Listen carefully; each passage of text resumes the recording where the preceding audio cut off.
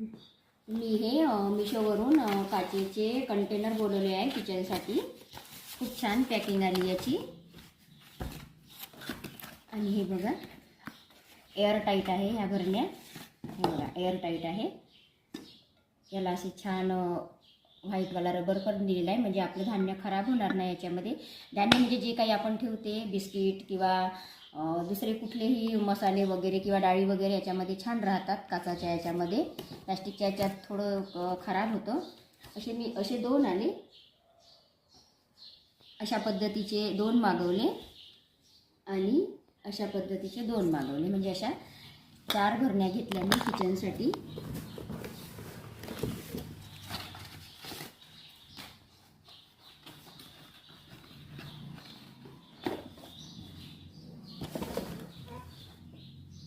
हा बघा,